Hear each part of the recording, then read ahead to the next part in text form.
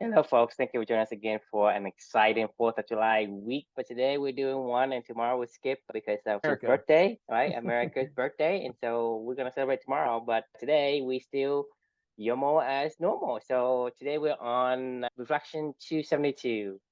And I might like this one. I don't know what it's about, but I like the word procrastination. This was you would hate this book, True. I mean, hate it. Like I promise you. I know you're good enough to know that this book is not going to be your cup of tea. Maybe I'm wrong, but like I was not a fan of this book. However, that said, the book is called Procrastinate on Purpose: Five Permissions to Multiply Your Time by Rory Vaden. The reflection title is P.V.O.T. I'll explain what that means in a second. So this book is exactly what it says. It's about multiplying your time. It's about productivity and how to organize your life and how to organize your time in order to maximize your wealth generation activities. The procrastinate on purpose portion of it is basically just saying, like, if it doesn't align to what brings you money, then don't do it. And it's okay sometimes to procrastinate. We don't need to get into the actual book itself because I didn't like the book. But that did not mean that's what this journey is about. It's not about loving books or not loving books. It's about spending time with my daughter and learning something new every day. And she actually reminded me of that one in this book. So I actually started when I first started this book. It was rare. I think there was only, I want to say there's only, I don't think there was a single book that I started on this journey that I didn't finish. Maybe there was one that I'm just not remembering, but like, that was kind of the rule that I gave Yeah, myself I and remember Amelia. one. I remember one. What was it? That made people go surfing. I couldn't take it. You did. I'm speaking Yeah. for me and Yeah. not for you. I know you Yeah. No, finished it. I definitely finished it. There was two books that I didn't write a reflection for, and that felt pretty mean, honestly. That was this stupid book called The Originals or something like that. It was about Warren Buffett, and I don't even know. It was awful. It was really, really bad. And then the other one was a Sam, not Smith, but Sam. What's the guy, the philosopher dude that wrote the book we did about lying? Sam, Sam, maybe is it Sam Hunt? Does that sound right? No. Sam, he's like a philosopher guy. You've mentioned him to me before a couple times. Yeah, whatever. It doesn't matter. That was the other book that I was like, I don't know. I finished it and I was like, I don't even want to write a reflection about this. Like, it just did nothing for me. This one was trending toward that, to be honest with you, where I started it. And the only reason I started this is because Sam Harris. Sam Harris, that's who he is. Yeah. The only reason I started this book in particular was because this guy's like a Darren Hardy mentee or something along those lines. And Darren's somebody that I enjoy. So I was like, well, if Darren recommends it, I think he even wrote the foreword or something like that for this book. And I was like, well, if Darren recommends it, maybe it'll be okay. So I decided to give it a chance. I thought the title was provocative. And I was like, I wonder what this is about. We'll see how it goes. Well, I'm about like 20 minutes into this audiobook, and I honestly was about ready to puke. This guy was talking about 30 goals, 30 years in the future, productivity, time management, efficiency, money, investments, all these buzzwords and things that I'm just like, I don't care about this stuff anymore. This might have appealed to my sense of being and who I maybe thought I wanted to be in life. But ever since this whole journey, this is just not who I am. Two different people, but this just wasn't appealing to me at all. So I actually was out cutting the grass when I started this book, and I stopped it about 15 minutes in while I was cutting the grass. It usually takes me like 2 hours to cut the grass, or like an hour and a half at least. Usually get some good audible time in on this or whatever. And I was like, I even remember even talking to Amelia. I was like, can we stop this one? This sucks. She was like, Dad, just remember, like, this isn't about necessarily always like in the books, like this is about spending time together. And, I'm sure we'll learn something, but give it a try. And I was like, okay, fine. So I kept powering through because she told me to. And lo and behold, we ended up stumbling upon a few things. Actually, somewhat liked the second half of the book, as we got into it a little bit more. But there was this about 15 minutes after I had originally stopped the book, and Amelia and I had a conversation about it where she convinced me to keep going. He finally said something that like actually piqued my interest a little bit. He was talking about his business partner in the haze of all the productivity talk and multiplying your time and blah blah blah blah blah. Like, he was talking about his business partner who has young children, and he was heading off to the office. He was picking him up to head off to the office together at his house, and his young daughter was like, Dad, where are you going? He was like, Dad has to work today. And she was like, no, Dad, no, Daddy, no work today, Daddy. And he was like, I have to. And she was like crying. And Rory, the author, doesn't have any children, at least as of writing this book, I don't think. And he was like, he had this epiphany where he goes, time management isn't linear or logical. He was like, it's emotional. And I was like, oh, thank God. Maybe we can finally go somewhere with this, because that's all this guy was talking about the entire time was logical and linearity and time management and all these different things. And I'm like, Jesus Christ, like that is not life. Finally, when he said that, I at least was like, okay, maybe we could go somewhere with this. And, I appreciated Amelia keeping us on course. And so we kept plugging through. Well, as we got further and further into the book, Rory starts talking about this thing that he calls his primary measurement tool of his time, which he calls M.V.O.T, which is money value of time. And to him, what M.V.O.T means is it's a key indicator of how he values the activities that he chooses to do or not to do. And the way that he calculates his money value of time is he says everybody has an hourly wage. You either are paying yourself to do something or you're paying somebody else to do it. So if the activity you're doing isn't worth an hourly wage, he was like, to get somebody else to do it, because basically you're paying yourself less money than you're worth. Basically, that's how he decides to do his actions, whether or not his personal time value is worth it or not. Right? Does that make sense? I guess from his perspective as to his money value of time. Well, that doesn't exactly align to anything that I would care about, but it got me thinking for some weird reason, which is the whole point of all this stuff. Like Amelia and I were out cutting the grass, and I'm thinking, I'm like, well, how would I was like, it's an interesting concept, but I was like, how would I tweak this for, like, my own, use and our own use as to what we're doing? And it kind of hit me as I was cutting the grass that I was like, it's like, what if we call it a purpose value of time? I was like, that's something I can get behind. Meaning, like, the way that I decide what I do or don't do these days is this on purpose or not? Because really, no matter what, every action you do, in my opinion, is serving a purpose. It's either serving your purpose or it's serving somebody else's purpose. So if I'm going to perform an action, that's what humans do. If I'm going to be performing actions, I was like, does this action each day, align to my purpose or to somebody else's purpose? And that's where the idea where I thought of would be a good way to reframe this to be like purpose value of time. So, it's a way for you to measure how you are spending your own time together in a different non-linear logical way, because like it makes me want to barf thinking about making goals 30 years in the future at this point in time. Like, nothing's promised for today or tomorrow or even yesterday or 30 years in the future. I have no fucking idea what we're going to be doing or what we're going to be talking about or how life is going to be going. But I do know what I can do today. And that's the actions that I, control, and whether they're on purpose for me or on purpose for somebody else, So that's how I reframed this and got to salvage some lessons out of this with my daughter. We learned a little bit and enjoyed the second half of the book and came up with the idea of P.V.O.T, so purpose value of time. Love to get your thoughts as to what do you think about this whole thing.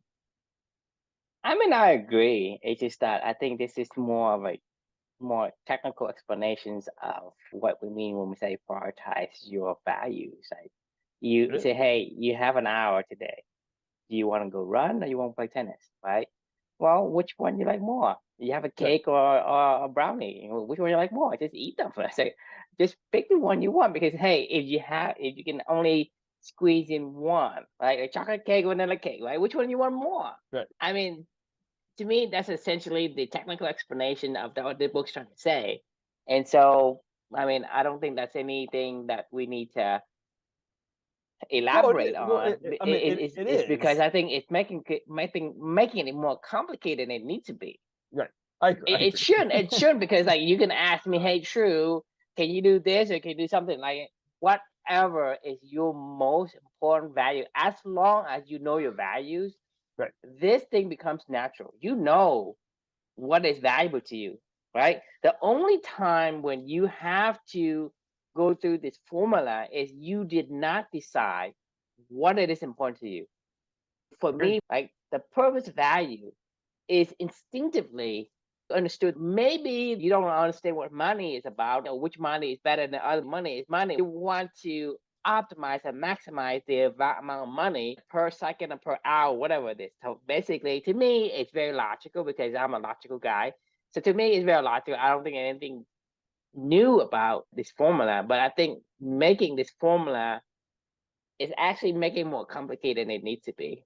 I agree. So the idea of M.V.O.T, in my opinion, is so flawed, beyond flawed, because like you can make money doing a lot of things in this world. And you could say that I'm worth XYZ doing whatever, but that doesn't mean you like doing what you're doing. Like that's what I'm saying is you and I can make $1 million in the next 30 minutes or next hour. Do I want to take the risk? Do I want to take the risk to go to jail? Now that's the thing is you can't just go and every fucking thing. That's why it was like my brain was like, oh God, I can't do with this. Like I can't be thinking about my M.V.O.T for 30 years out. Let's say, and a lot of times this is not. Let's say you want to volunteer to be a guinea pig for some kind of experiment, right? They probably pay you a lot, but do you want to volunteer to be? The problem is, what are you getting out of return? Stand in front of an officer, you can be my bridge, right? So I can walk over and I'll pay you a lot of money. That's still a job. Only take a second. I just need to walk over your head for a second. Think about that.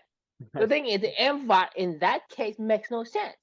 It's not linear. It's not logical because you don't live in the world of logic. You live in the world of people. People are filled with emotion.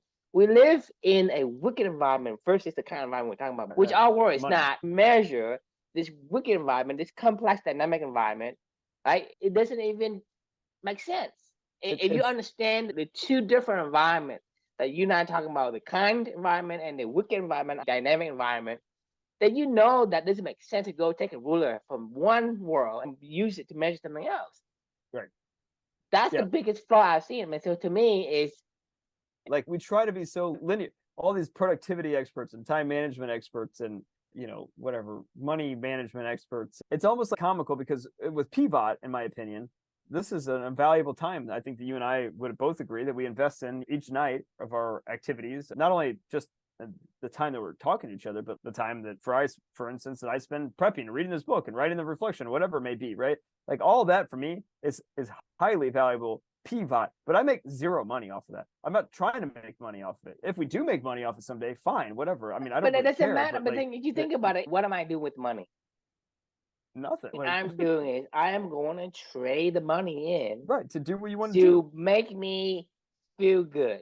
So if I'm already feel good, why do I need to trade money to buy back the feel good? You think about it. What's the ultimate like end thing that you want to receive? It's the feeling of feeling good, right? It's a feeling of satisfaction or whatever, fulfill whatever, right? So the thing is, money isn't the end that you need. Money is a transition. So I'm not saying that you don't need money. I said, yeah, you need money, but money, it is so that you can do. It's like I'm going to hustle and bustle so I can get the money, so I can do this. Nobody say, oh, so I can make $1 million. No, you don't want to say, I don't want a fucking $1 million if I can't spend it all. Think about it. If I'm gonna pay you $1 trillion, a gazillion dollar, Chris, but you can't spend any of it. You can't exchange for anything. It's worth it. I mean, it's worthless. I mean, it's worthless. So the only thing you want as a human being is what you can get for yourself that makes you feel good. So when you are doing the YOMO, when you're doing the podcast, when you're doing the learning, you already get the end result. Why are you getting the money to trade in? Because the thing is, if you give me money, the only thing I'm going to do with the money is I'm going to trade that money in for a thing that matters to me. Right? I mean, or you can go directly, you can get the thing that matters to you. Agreed. And like he talks about multiplying your time in this whole entire book too. Like, I don't want to multiply my time. I just want to enjoy my time. Like, I want my time that I consume. But to me, it doesn't make sense. You can multiply your time, meaning if you only do the things that you could do, and then you have other people do other you stuff. Multiply the value of money, not the value of your time. You cannot multiply anything. Exactly. This is why I was like, it's illogical from the start. So even if you want to appeal to me as a logician, it doesn't. Right. Not only does it not appeal to me as a logical argument, it doesn't even. It's so far away from, like, this is the most left brain conversation already. I mean, we've said the word time management, productivity, money management, blah blah blah blah blah. It's like, for me, like I said at the beginning of this reflection, I'm like, who gives a fuck? Like, I don't care anymore. Like, I mean, like I say this lovingly, knowing that I can't disconnect from this world, the left brain world, I guess, that we live in, and say like, oh, I'm just going to like go do whatever I want to do all the time. Like, I understand, like, I still have to, like you said, make money to exchange it for things that I want to do. So I can't always, ideally, you make money doing stuff you can, though. You can, because whatever you do naturally has a value to somebody. Okay, because like I say, if you love to go fishing, okay, that's what you do. When people say, hey, when I have free time, I spend my money to go fishing, right? You love to go fishing. Your knowledge of fishing is valuable to somebody. Hey, I'm a tourist. I want to go experience how to fish. Okay, take me to a spot where you know where fishes are. Or I know how to fish, right? And when the ecosystem needs my help, I'm going to say, well, if you do this, this fish will do this. This is their behavior. Yep. Whatever you do, whoever you do, there is a value. You're talking about a beaver. Think about a beaver. A beaver must it does its purpose. But do you think a beaver has a value? What a beaver do that has value? All I do is to stop the brings water to all the community around them. Only when you remove the beaver ecosystem, you feel the impact and the devastation of the results. Right. Now that So beaver like could have been going, well, I can make way more money over here, True, if I just like chop down all the wood and then sold it to somebody else. Like, exactly, which but is that's kind of my what he's point. arguing. That's my point. It's not about the thing is as long as you doing the things you want, any actions that you do has a value to someone. It's not about everyone, it's someone. I guarantee that that is what I truly believe, and I have never have able to invalidate that. Whatever you do, it has some value to someone. I'm not Agreed. saying everyone, a majority of people, but so to someone. It's And the that's long the tail. key. It's the long tail of values. You know, you have the fat head of values, which you get at nation state levels and corporate levels, and you know these superstar values of whatever Hollywood or just our broader culture. But then you have the long tail of values where each one of us, like, it never goes to zero. We all should have some value that we can participate in the world. The more that you do what you're supposed to do, express yourself in the way that you're The supposed more to express value, yourself. because the thing Exactly. is, if you spend 100% of doing what you do, you are your value you bring for the cost, right? Man, But the yeah. cost is, I mean, you minimize so much of cost, and the value to cost is so high because you are so damn good at what you do. You think about it. When you're so damn good at what you do, you reduce the cost, the time, and the cost to bring out the full value, right? It's like you minimize all of the negative and you maximize the positive. When you do things that, because you have born with the innate ability for that particular thing. Right. Like I said, a beaver has this, waterproof pelt with this, paddle tail. It's suitable for him to swim in there all day without, even making it sweat. And that's Right. the thing, is his comparative advantage. His advantage will bring the maximum value with the least cost to produce it. Humans can't do it as good. I mean, Exactly. But we're like I builders said, too. we're builders too, but I'm saying is, let's say the beaver don't use the advantage that he has to build the thing he is drawn to. He's going to be drawn to build it anyway, so he's getting the reward already Right. without need exchange for money to get to go and spend him on reward, right? Just like, hey, let's say I'm give you points, right?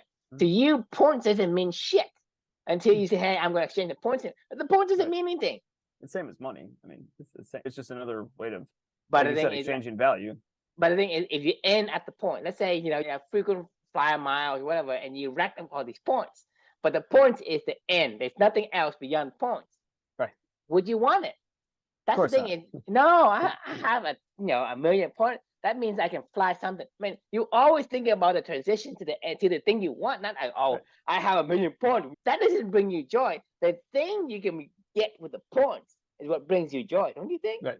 Oh, 100%. I mean, it's like the more that we're broaching this topic and reminding myself of all this stuff. Do you remember when I told you that story of, like, if you buy a cup of coffee today and, if you do the compound interest of paying for that cup of coffee today, in 30 years, it's worth, like, whatever. That $5 cup of coffee is compounded in the next 30 years at normal interest rates is like $55 or something like that, or whatever it equates to. You're actually bringing a $55 cup of coffee, right? Like, this is the book that I heard that in. And I was like, man, oh, really? if you walk around every single day, why don't you just wait until you're 90 to do anything? Jesus Christ. If I had to sit there and calculate in my head what the money value of every action was that I did every single day, like I would be just exhausted. Like, I would be like, well, should I eat this marshmallow? Because if I do, it costs 29 cents today. So that's actually $60 in 60 years when I retire. So I really should hold off on spending money. Like, none of the decision making of whether you like coffee or are you going to go meet somebody right now to go have a conversation about, helping them with, I don't know, overcome their addiction to alcohol or something like that. And you're trying to, like, that's what your life's calling is. Like, I don't give a shit how much the coffee is at that point in time. Like, I'm buying a cup of coffee because I'm going to help somebody, and that's what they wanted to do because they're trying to fight addiction every single day or something. In the wicked world that we live in, nothing is linear, right? Nothing's linear, right? So you cannot say, okay, I'm gonna wait until the last day. I'm gonna have so much money. I have to rack up all of these points. What the fuck can you do with it if you can't trade in? Even you have $1 trillion, I know last fucking day on earth. Right. You maximize it. You maximize M.V.O.T. Then what? You have a Cool. lot of money. Then what? Right. Cool. But you can't spend it because you're gonna die the next day. If I give you $1 billion right now, but you're gonna die tomorrow, would you take it? Of course not. You can't spend it. Right. It's just a number. So that, like I say, it makes no sense. It makes it makes sense in this guy's world, clearly, because he wrote a book called, Multiply Your Time, Procrastinate on Purpose, and about, I think that's just stupid. I mean, that's you're using some. I don't want to say it's stupid because I'm not going to judge people's. I will. That's fine. I'm saying I don't want to judge this person's way that they interpret this world. All I'm saying is, like, no. Look, if you write a book and you're trying to put yourself out there, it's fair game. Because the thing is, I have nothing against you, but I have things against you because you are leading people to the wrong directions. Okay. Well, because you say we're leading to people, but the thing is, don't prefer. that is a possibility. Right. So for me, it's like I want to be on the opposite side of this guy. Say, well, consider the possibility that okay, somebody follows your rule. If you think it aligns with you, great. I'm not going to stop you from doing it, but I want to give you the other side of it. And to me, if he goes out there and proposes a solution, and I don't say anything, right? I'm actually acquiescing and let people think that I don't think it's a bad idea. They prefer, hey, most people say it's good and nobody says it's bad, therefore it gotta be good. Right. So I'm actually, an accomplice to him derailing somebody's future. Well, what if we enhanced it? And we said, okay, fine, take your M.V.O.T. and we'll take our P.V.O.T. and we'll put it together and say, look, if you don't, maybe the rule is, don't spend money on stuff that you don't value. Spend money on whatever you value. Spend as much as you want, like all day, every day. I don't care. Go bankrupt spending on stuff that you care about because it'll align to your purpose and it'll help to maximize your purpose value of time as well because you're investing in something that you really, really care about. If you're only looking at money from a transactional perspective of maximizing value for money's sake, and you're not looking at the actual actions that you're doing, and you're but like I say, you say, money, right, is your goal. But I'm saying money isn't your goal because no, I'm not saying money is the goal. I'm saying combine it together with purpose value and money value, saying, okay, great, only spend money on things that are aligned to your value, to your unique values and purpose, right? I disagree. I think it's not bad, but it's not good because I don't think you need to focus on money at all. If you focus on your value, money will come to you. Because let's say you love to skydive and do deep sea diving. You love it so much and you do it every day. Okay? You love it so much because you are world class at it. You are the best like deep sea diver, anyone would know. When somebody found a treasure, right? Who they gonna call? They ain't gonna call no amateur. They're gonna call the guy who does it every fucking day. That fortune. They're gonna say, hey, I want to give you half, you go find it for me. The thing is, when you're good at something, you're world class at something, money comes to you very easily. So that's a great example. Great point, and a great example is I told you about one of my teammates, the team that I lead, his girlfriend. He sees what he's been doing every single day and loves it. And he had her reach out to me because she needed some guidance, right? And I'm able to guide her pretty easily because I want to, number one. But number two, the stuff that we've already been doing, she already sees the value.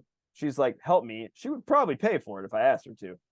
I don't care. I said I'll do it for free. I mean, people are charging $300 to go listen to you. Yeah, you need time for yourself. Blah blah. This is called psychologists, right? You go, exactly. You go and you get a fucking degree, and that's what you do. Mm-hmm. And we are basically getting it for free. I mean, as a matter of fact, we actually trying to, mentor one of Sean's people, and he said, this is what I pay my psychologist to do. Say, well, you pay them, this is free. Say, what the fuck do you complain about? Right. You know what I mean? So that's what I'm saying is, money is only an IOU for your expertise, for your value. So when you are doing something so good, for example, if you are you love to climb mountains. Oh yeah, he's a rock climber. So do you want him to go and fetch you? Yeah, of course. He's gonna pay a bunch of money for it, right? Or if you're just looking to blaze a new path up a mountain, and you're like, I don't know where to go. Like, I'm sure Alex will figure it out. Like Alex Hunter, right? So when you're good at something, and people see you doing that, and people do, because the thing is, everyone knows about Alakano, right? Mhm. Because people say, well, and when they need him for that specific purpose, they're gonna pay him a lot of money. Yeah. And to me, money isn't gonna be an expense in that kind of level of expertise. Because the thing is, how much do you value some life? How much when you do something no one can do, how do you evaluate that? How do you put a value to it? How do You you put a don't. It's number art. to it? It's art. What It Alex is Honnold does so is art. right. Right. That's the problem with looking at things from a money perspective. It's discounting art.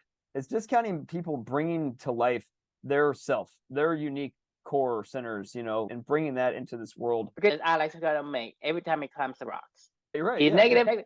So basically, if he used the M-Bot, he would never become the fucking world-class diver. And that's why I am No. pissed, right? I'm not, the thing is, I'm pissed because you're telling people not to become what they want to be, which is, at the end of the day, if I were to work hard to make money, to have this, so what do I do with it? Oh, I can take this $1 trillion, Right. go live in a fishing village and go Right. dive later, right? You think about it, you know me about and the I know. Mexican Yeah. fishing I know. story, I right? know. Yeah. That's the point. Like, to I know. me, you are dislodging me. You're distracting me. That's all you do. Is you are the fucking devil in this. Make sure. So the time value of money is the concept that money is worth more in the present than in the future due to its potential earning capacity. That's what the time value of money is. When he says, well, what is the money value of time? The money value of time is a phrase that I use to demonstrate the theoretical concept that there's a cost to participating in any activity. Every person who earns an income has some hourly wage, regardless of whether you're paid a salary, straight commission, profit, bonuses, or any other type of compensation plan. We all have an hourly wage. Take a person's annual income and divide it by the number of hours they work, and that's your hourly rate. You're earning per Right. second, right? That's essentially, logically, at the end of the day, is how much money can you make per second? When you Right. play tennis, how much money you make per second? Yeah, like That's well, that's that's actually not true. I was just before yeah. this, I was Right. teaching my cousin tennis, and my aunt trusts me. She knows I'm a good tennis player. She knows, I can help coach her. But more how than long have you been playing tennis? a long time. If you follow the concept of M-Bot, you will never become this great tennis player that people are gonna say, "Hey, Chris, you're a good player. Can you?" Teach me how to play tennis. No one's gonna fucking ask you because you ain't shit. Exactly. Hey, there's value in this guy. The fun part about our little exchanges is I could teach tennis easily if I wanted to. Like, I could go make money teaching it, but I don't want to do that because I just like playing tennis or competing, and that's my values that I get to bring out. Right. But, so you tennis, and the M-Bot is high, but you rather not, because it doesn't. Exactly. My aunt, though, but you know why I do this for my cousin? A, because I want to see her get better, but there's a specific reason. My aunt loves my son Luca. And she loves taking care of him and watching him. If my wife and I want to go on a date, or he stayed overnight with her on Saturday because we had to go to this Dave Matthews Band concert for one of my friends' 40th birthday parties or something like that. She loves to help. She just loves to help, right? So I was like, look, I feel bad taking advantage of your kindness, even though you love hanging out with my children, and I mean, she truly does. For work, man.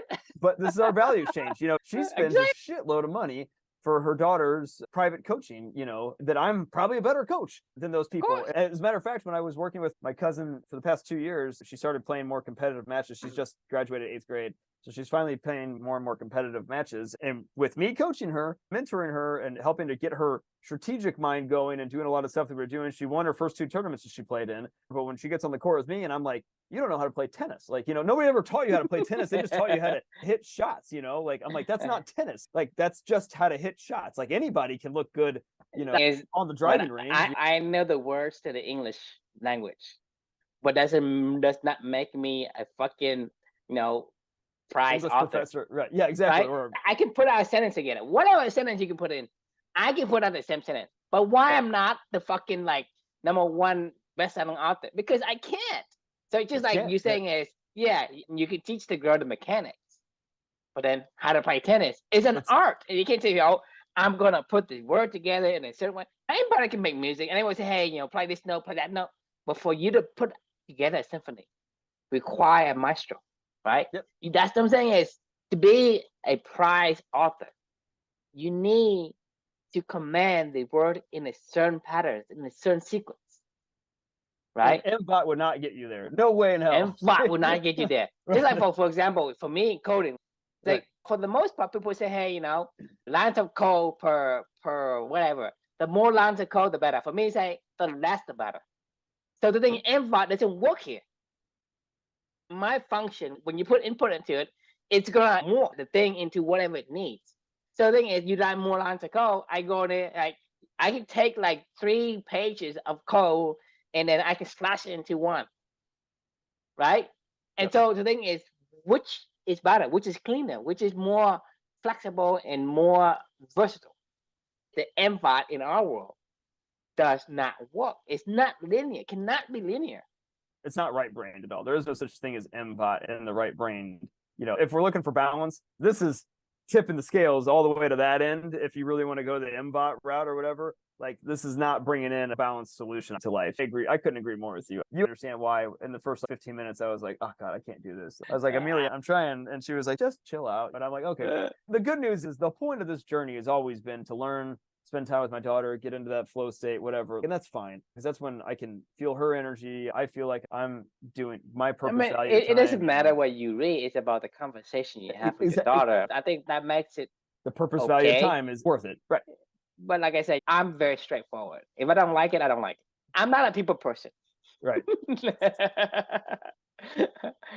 Can I be wrong? Yeah, I'm wrong most of the time. But in this case, you hear both sides. This guy's doing this. I don't understand it. Maybe I'm dumb. So be it. But the thing is, just to have the other side of the opinion, right? To say, well, maybe MVOT isn't what you want. Because I don't understand. Because if I get the MVOT and I accumulate this bunch of money, but the thing is, spending I did a bunch of shit that I didn't want to do.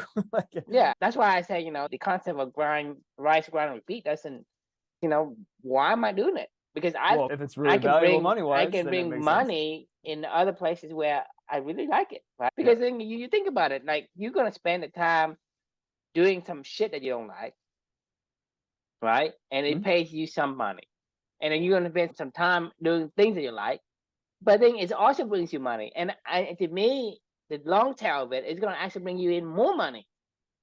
And so the thing is, when you look at it in that fashion, like who is in any logical sense, somebody who has an iota of a brain cell say, well, I'm going to choose this,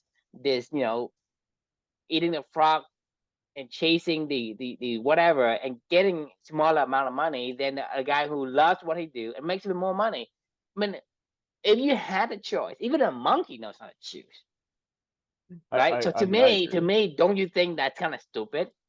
If you see the information, I'm saying is when you don't see the information, this is when you make the error. But when you see the information, I don't think anyone's going to make the error. What's the point of having the money if you can't spend it? If you cannot trade it in for something? The point is, what do you want as a person? As a person, you don't really care about the money. This is what I was getting at, the combo of the two. If you happen to be doing stuff that you really, really love that is on purpose for you, then I'm okay with MVOT as a concept. If you're only doing something for MVOT as then I'm like, this is such a flawed metric, beyond flawed. But like it all kind of aligns when you're doing what you love for the reasons. The MVOT is the P.V.O.T. Right. The P.V.O.T. Right? The MVOT, it becomes like, well, it's a given. Exactly. That's what I'm saying. So it doesn't bring any. Right. It isn't the P.V.O.T. So basically, you have extra. Like in math, you know how you have the extra thing. You say, hey, you can simplify it, right? So you just get rid of that complicating thing by putting in the MVOT just for the sake of this author's book, right? P.V.O.T. Right? Prioritize your purpose. Like what? Like I say, chocolate cake, vanilla cake. If you like chocolate, eat chocolate. If you like ice cream, eat ice cream. Right. Like when that's to me to simplify. Hey, what it is you want to do, and the more you're good at it, but like people are like, I mean, you're talking about like a lot of things. People say, hey, I can't make a career out of it. Let's say people love to drink wine. You know about the wine, what you call it, something about the. Right. Yeah, coke dog. Remember the sommeliers? Yeah. The guy likes to drink wine, like to taste wine, right? He makes a career out of it. You think about it. Right. Anything you do, as long as you're good, I think it's not about good because, like I say, when I do something that aligns with my value. I don't really care about being good, and that what makes me world class. You just want to care if you like it. Like Andre Agassi was really, really good at tennis, and he hated what he did. Effort, P.V.O.T, but when you become world class at no expense, right? Yes, that's because you that's don't the really holy care. grail. Because people come and say, "Hey, True, you're so good at doing this," and say, "Well, I don't really do much. Like I just do what I do. I just am. I just am. I just naturally. This is the way I am. It's like this take you a lot of effort. No, not really. So same thing with the scuba diver, right? The deep sea diver. He's like, well, I know exactly where things are. I know how to current. I know the change of the temperature. I know all the fish and where they would behave. It's like I know everything, right? And so for me, it's like I'm a pretty fucking fish that go like just navigate through the water like I was born in it. You think about it. For him, his chance of finding a treasure is great, right? His chance of getting out is great, right? So it's actually win-win for everybody because if the guy who found the treasure hires some amateur, right? It takes it that guy longer. He can't probably bring it back, right? He probably lose opportunity time. He probably get something stolen or probably get killed or whatever, right? But you hire this guy, everything goes smoothly. You don't pay the guy for an hourly. You pay the guy for the results because you say, well, if I hire some fucking amateur, it'll take him a year, right? By the time the treasure it gets something wrong with it, or somebody found it first, someone took it, or he gets into trouble or whatever, and he fails so many missions. You pick this world class. He goes there in a week and say, hey, I found it. This is where this because I've been everywhere. This is the only place I've been based on your information of where you have this treasure, right? You guys understand because that's who is better than him to bring value to the guy who started. So for me, the guy who hired this world class, it's a win for him. It's also a win for the world class diver, right? You think about it everybody gains. It's the beaver, ponds. Now the beaver did his thing. The deer and all the other animals have somewhere to drink. The flowers can grow. Then the foxes and the wolves can come down and hunt because there's other animals that are there. I mean, then the grasses come and like you said, once there's a reflection. The downwind impact, it is so magnitudely huge. It's like massive. A compound effect. It's massive. I have a reflection in the future that's one of the Michael Pollan books, Omnivore's Dilemma, on this journey that says that there is such thing as a free lunch, and that's it, right? Like that is a free lunch because people doing what they do well, like other people, get to benefit from it, and it is free. Because you minimize so much of the cost to bring the value. Let's say you bring in 10 times, 100 times the value of the cost.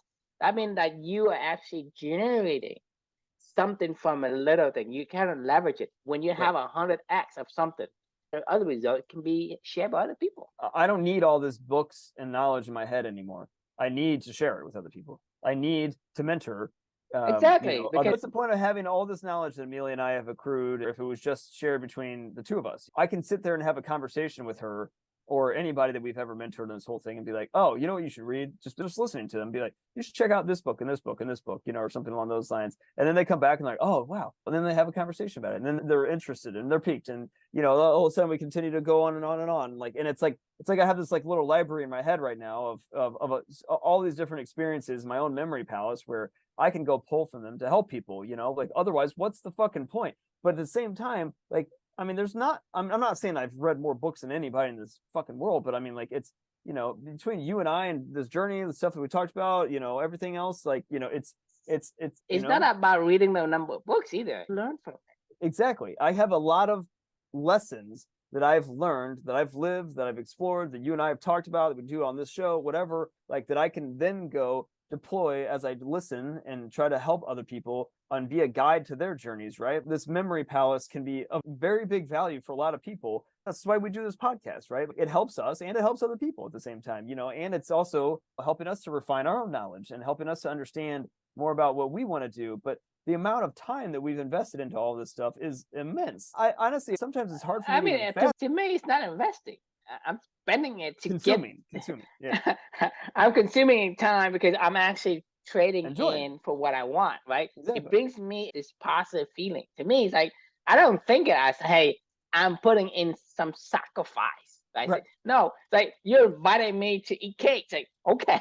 Let's eat cake together. Why would I? If you had a best friend that was, a world-renowned pastry chef, you'd be like, and they wanted you to come over to try out their new stuff, you'd be like, yeah, I think I will, like, and then you want to No, talk to me about I have to sacrifice my time to go Right. and taste this, delicious, cake, pastries, and whatever that this guy dish out. It's like, that's work. No, is it? No, It it's depends not. on.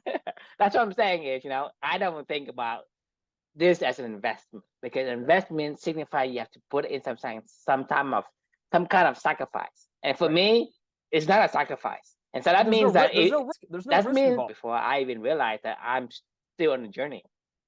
I don't even count the days that I'm Yeah. on a journey, right? So I I don't even know how long we have been doing this, and I don't really care, I right? think Because I'm not 272. investing, right? But I'm not investing. Even the numbers, I have to come I know, yeah. every single time I go on here. I have to look at it and say where we are. I actually forget about the number. I have to go look at what we did this book yesterday. Right. That's the only reason I remember the number. Otherwise, I won't remember. And that's the point. The point is that who can be better better than us in doing this thing? Because No, if you think that you had to put some kind of effort into it, right? That means that you can never outlast us. Because agreed. you think about it, if you say, hey, your wife say, hey, Chris, go do laundry or go play tennis, which one you go? You say, hey, I'll do laundry if you let me play. Right, exactly. It's not even a question. I mean, That's like I've told you, my shoulder's fucking killing me. I was playing with my little cousin today, and I could barely fucking hit a forehand to her. I'm the one that's supposed to be teaching her. I'm over there struggling, but I'm like, I don't care. I like teaching. It's fine. I'll figure it out. It'll be all right. I'm gonna go ice my shoulder right now before I go to bed, just because it's really hurting a lot today for some weird reason. But yeah, no, I agree. I think we can probably put a cap on this one, because I don't even want to talk about this book anymore, because this book wasn't a book that I didn't even enjoy like at all anyway. But I think this has been a fun conversation. And if Rory Vaden is ever out there watching this, I don't want to I just want to put a caveat out there. I appreciate you sharing your thoughts in this world. I don't want you to think but don't say the wrong thing. that's true. Yes, if you want to come up to sure me, I'm happy to face you. Come to me. Right. Tell me I'm wrong. I could be wrong. That is one of our core values, is we don't know anything. So, but either way, no, I really do appreciate you sharing your thoughts. But the question we can leave for everybody is, are you leveraging your precious time to serve your purpose or someone else's, and which would you prefer? So I think that's a really important lesson for life, is you're always serving somebody, so you might as well serve yourself, and your own purpose. So thanks for joining, and we are on a hiatus tomorrow night, and we'll see you on Wednesday. Sounds good. We're looking forward to it. Yeah, have a happy 4th. See ya. You too.